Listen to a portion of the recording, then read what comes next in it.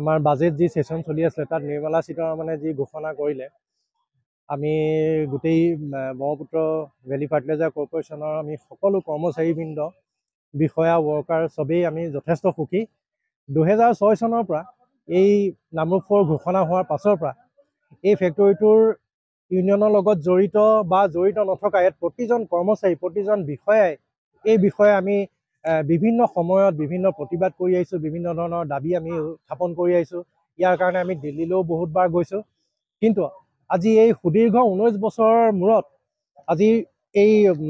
Central বাজেটত যেতিয়া নামৰূপ 4 ঘোষণা নিৰ্মলা সীতাৰমণে কৰিলে তেতিয়া আমি এই বিষয়ক লৈ পেলাই আমি যথেষ্ট আমি নিজে আজি নতুনকৈ যি পাই উঠাৰ নিচিনা এটা আমাৰ হৈছে আৰু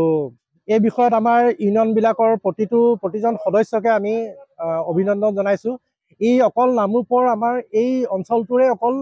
মানে হেৰি নহয় এইটো গোটেই অসমবাসীৰ কাৰণে এইটো এটা খুব ভাল খবৰ গোটেই নৰ্থ ইষ্টৰ কাৰণে এটা ভাল খবৰ যোৱা ডিচেম্বৰৰ 15 তাৰিখে দিল্লীত যোৱাৰ পিছত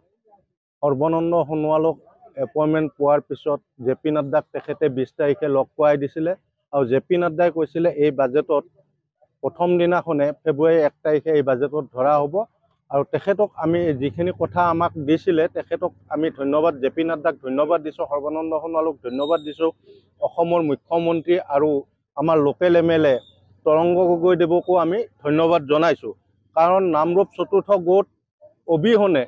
নামৰূপৰ উজ্জ্বল কেতিয়াও হ'ব নোৱাৰে গোটেই নামৰূপ চতুৰ্থ গোট দিয়াৰ কাৰণে তেখেতসকলৰ প্ৰতি আমাৰ আন্তৰিক শ্ৰদ্ধা আৰু বাঢ়িছে কিন্তু নামৰূপ চতুৰ্থ গোট আজি বাজেটত ধৰিছে বা ঠিক পইচা পাতি দিম বুলি কৈছে থিৰাং কৰিছে কিন্তু MOH হোৱাৰ পিছতহে আমি বেছি ফূৰ্তি কৰিব পাৰিম আজি আসলতে নামৰূপবাসী হিচাপে বা আমাৰ নামৰূপ সাৰ কাৰখানাৰ কৰ্মবৃন্দ হিচাপে বা আমি শ্ৰমিক হিচাপে আজি উৎফুল্লিত হৈছোঁ আমি জীপাল পাই উঠিছোঁ আমি পুৰত হৈ উঠিছোঁ কাৰণ কিয়নো এইটো এটা বহুত দীৰ্ঘদিনীয়া এটা দাবী আছিলে বহুত মানুহ ৰিটায়াৰ হৈ গ'ল যিসকলে আজি নামৰূপ চতুৰ্থ গোট বিচাৰি আছিলে নামৰূপখন জীপাল পাই তুলিবলৈ এই সময়ত এতিয়া এনেকুৱা এটা ক্ষণত যিটো সময়ত আজি ঘোষণা হৈছে আমি নথৈ আনন্দিত হৈছোঁ আৰু ক'ব লাগিব যে এটা কথা আমাৰ এই সময়ৰ সেই সময়ৰ যিসকল লোক আছিলে সেইসকলে অহৰহভাৱে কষ্ট কৰিছিলে নামৰূপ চতুৰ্থ গোট নিৰ্মাণ হওক নহ'ল এই মুহূৰ্তত আমাৰ নতুন নৱপ্ৰজন্মৰ যুৱ বিধায়ক তৰংগ গগৈৰ দায়িত্বত তৰংগ গগৈৰ নেতৃত্বত তেখেতৰ প্ৰচেষ্টাত কেন্দ্ৰীয় চৰকাৰে যি মানে সিদ্ধান্ত লৈছে লগতে মাননীয় মুখ্যমন্ত্ৰী ডাঙৰীয়া আমি তেখেতকো নাম নললে নহ'ব ভুল হ'ব তেওঁলোকে যি আজি অহৰহ প্ৰচেষ্টা চলালে তেওঁলোকৰ যি আজি অৱদান নামৰূপৰ চতুৰ্থ গোটটো নিৰ্মাণ কৰিবলৈ যাওঁতে এই চৰকাৰৰ কেন্দ্ৰীয় মন্ত্ৰী জে পি নাড্ডা ডাঙৰীয়া আমি তেওঁলোককো ধন্যবাদ জ্ঞাপন কৰিছোঁ খুব কম সময়ৰ আগতে আমি আজি এমাহমানৰ আগতে আমি তেওঁলোকক দেখা কৰি আহিছিলোঁ তেওঁলোকে আমাক প্ৰতিশ্ৰুতি দিছিলে যে আমি বাজেটত এইটো ধৰিম নিশ্চয়কৈ আমি নামৰূপ সাৰ কাৰখানা হোৱাটো বিচাৰিছোঁ আৰু হ'ব বুলি কৈছিলে কিন্তু আমি আজিৰ দিনটোত যিহেতু কেন্দ্ৰীয় চৰকাৰৰ আমাৰ বিত্তমন্ত্ৰী নিৰ্মলা সীতাৰমণ ডাঙৰীয়ানীয়ে আজি ঘোষণা কৰিলে বাজেটত ঘোষণা কৰিলে যে নামৰূপ মে চৌথা ইউনিট बैठेगा বুলি যেতিয়া কৈ দিলে এই কথাষাৰে আমাৰ কাৰণে এটা আশাৰ ৰেঙনি কঢ়িয়াই আনিছে আশাৰ ৰেঙনি নহয় আমি জীপাল পাই উঠিছোঁ সঁচা কথা ক'বলৈ গ'লে আৰু নামৰূপবাসী হিচাপে আমি আৰু বহুত মানে আশাবাদী নামৰূপত এই উদ্যোগটো গঢ়লৈ উঠিব আৰু 100জন নহয় লাখ নিবনুৱাই সংস্থাপন পাব বুলি আমি আশা কৰিছোঁ আজি আমাৰ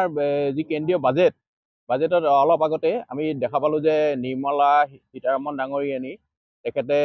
বাজেট প্লেচ কৰিলে আৰু তাতে আমাৰ নামৰূপ সাৰ কাৰখানাৰ যি চতুৰ্থ গোটৰ বিষয়টি আছিলে এই বিষয়টো তেখেতে এটা ধাপ আগবঢ়ালে আৰু আজি এই মূল বাজেটত এই নামৰূপ সাৰ কাৰখানা চতুৰ্থ গোটৰ বিষয়টো সন্নিৱিষ্ট হ'ল আমি খুব উৎফুল্লিত আৰু খুব আমি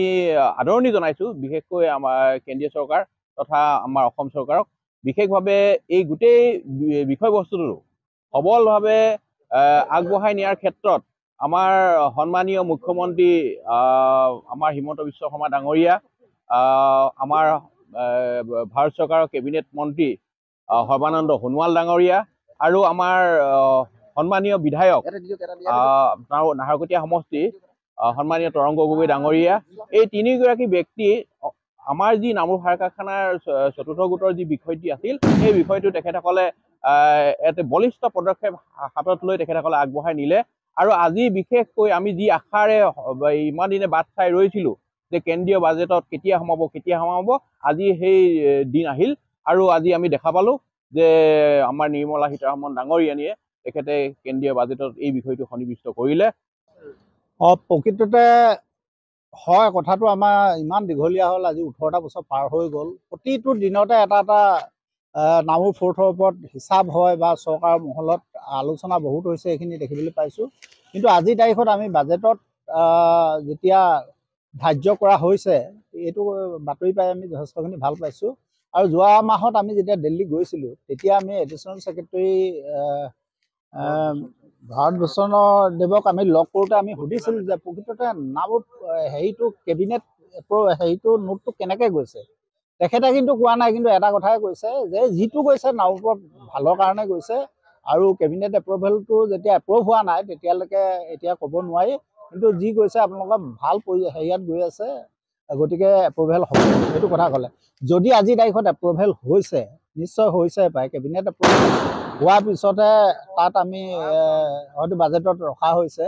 আৰু এইটো আমি আশা কৰোঁ যে এতিয়া বৰ্তমান জেভিডে হ'ব, এইটো জইণ্ট ভেঞ্চাৰতে হ'ব,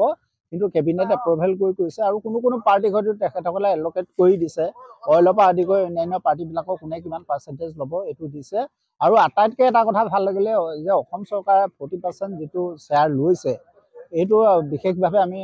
অসম চৰকাৰক ধন্যবাদ জনাইছোঁ। আৰু ইয়াত আমাৰ স্থানীয় বিধায়ক তেখেতে নেৰা নেপেৰাকৈ আমাৰ লগত সদায় তেখেতসকলে কথা বতৰা পাতে যে কি হ'ব, হেৰি হ'ব। তেখেতৰ যিখিনি মানে হেৰিয়াৰ ভিতৰত থাকে, প্ৰতিটো হেৰিয়ে তেখেতে মানে চেষ্টা অব্যাহত ৰাখিছে বুলি ভাবিছোঁ। তাৰপিছত আৰু হেৰিয়াত মুখ্যমন্ত্ৰীদেৱেও নিশ্চয় এই বিষয়ত তেখেতৰ তৎপৰতা আমি মানিবই লাগিব, আৰু তেখেতসকলৰ দুইজনক বিশেষভাৱে ধন্যবাদ জনাইছোঁ। আৰু যোৱাবাৰ আমাৰ দিল্লীত আমি যেতিয়া ফাৰ্টিলাইজাৰ মিনিষ্টাৰক লগ কৰিছিলোঁ, নাড্ডাদেৱক লগ কৰিছিলোঁ, তেতিয়া আমি আমাৰ লগত সৰ্বানন্দ সোণোৱালদেৱো আছিল। তেখেতেও কৈছে যে অহা বাজেটত এইখিনি আমিও আমাৰ ফালৰ পৰা কৈছোঁ যে নেক্সট বাজেটতে ফাৰ্টিলাইজাৰ মিনিষ্টাৰ এইখিনি ঘোষণা কৰিব লাগে এই বিষয়টো। আৰু সৰ্বানন্দ সোণোৱালদেৱেও কৈছে যে বাজেটৰ ছেশ্যন যিটো হেৰি হ'ব, তাতে এইখিনি তেখেতসকলে ঘোষণা কৰিলে ভাল হ'ব বুলি এই কথাখিনি সৰ্বানন্দ সোণোৱালেও যোগ দিছে।